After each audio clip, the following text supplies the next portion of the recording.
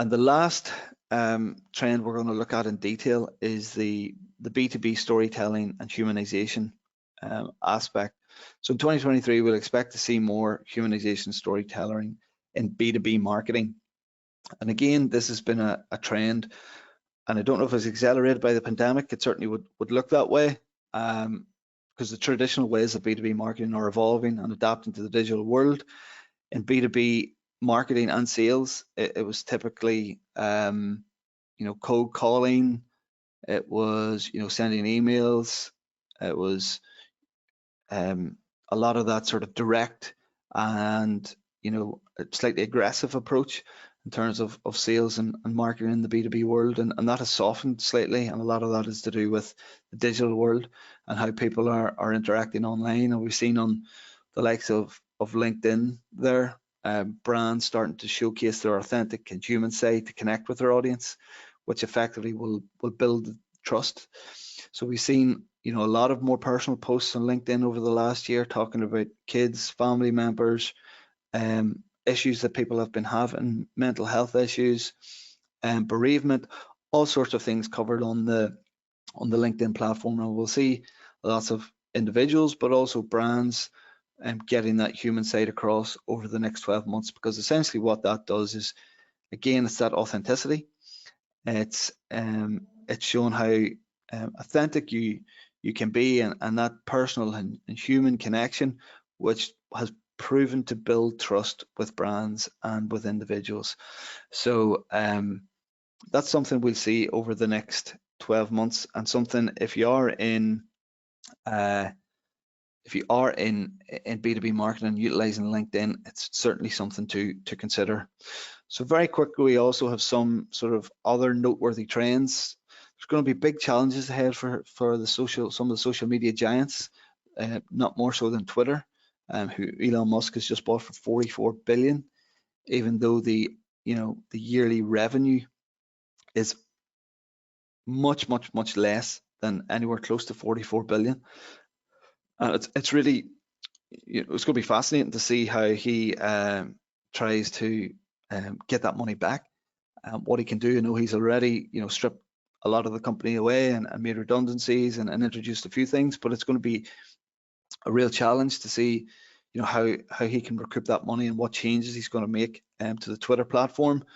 Facebook and Instagram, well, Meta, the parent company of Facebook and Instagram, has seen its stock market value plummet by 40% in 2022, partly because of economic reasons, cost of living crises, the price of oil, the war in Ukraine, all these things. And when values like that get wiped off the stock market, shareholders and investors start to ask questions. So what changes will there be ahead for those types of platforms? There'll also be more regulatory problems ahead of those companies over the next 12 months as well. The next notable trend there we have is marketing personas are over, think communities. I don't necessarily agree with this, but this is one I came across and had a discussion on. The marketing persona has lasted almost a lifetime in terms of personalizing segments of your customers in order to tailor a marketing message to them, and I don't think that's going to change. But I think what this particular trend is talking about is that consumers and customers are going to be harder to pin down because of, I guess, the changeable nature of online and so on. So brands are going to sort of think less about individuals and more about the exchanges in community groups such as Facebook groups and that sort of thing. So that's one to watch out for, but I'm not sure that the communities and people moving away from that personas to targeting sort of broader brand communities is going to be the be all and end all, but it's just something to keep an eye on.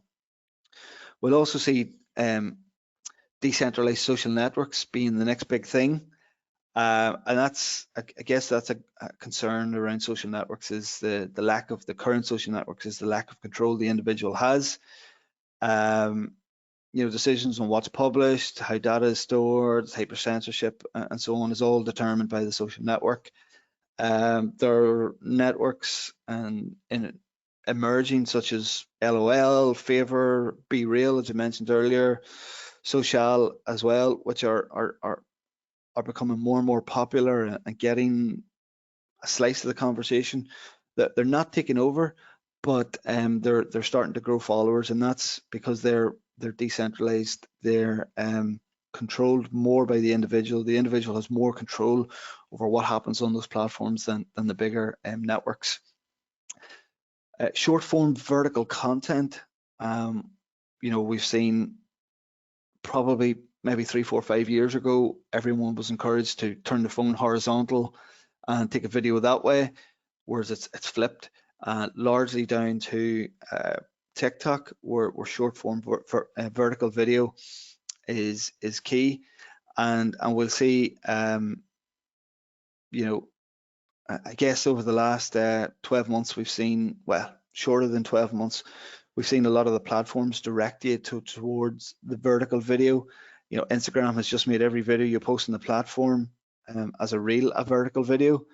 YouTube is really pushing their YouTube Shorts, which is a vertical video. Obviously, TikTok, one of the fastest growing platforms there is at the minute, solely built for vertical video. LinkedIn is also suggesting to advertisers that they create vertical videos. You know, the list goes on. YouTube have also put in a mechanism whereby you can choose, if you have upload a vertical video, that it'll resize and fit for that. So if you are thinking about shooting short form video, make sure it's vertical. Social media will also meet a new social standard, and this is again a trend over the last number of years, and that's around, you know, consumers and users of social media platforms being able to trust the content that they engage with. So we could potentially see more and more demand for integrity and authenticity from brands, which we've mentioned already, and social media channels are going to have to really adapt to that, whether that's, I don't know, a fake news button or an unreliable button, which is more prominent. But we'll see social media try and meet a new social standard over the next 12 months. We've mentioned social listening earlier, where more and more businesses are going to be listening and engaging in the conversations and listening to what consumers and brands are saying. And then lastly, we have gaming. So the gaming market is absolutely huge, worth 300 billion or something like that a year. So it's a crazy amount of money, and there's also millions and millions and millions of gaming users worldwide, gaming every day. And there has been some suggestions around some of these platforms, these gaming platforms, turning into social media platforms or utilizing the platform. Discord would be one where traditionally it was seen as people to showcase how they game and you know, complete levels and computer games.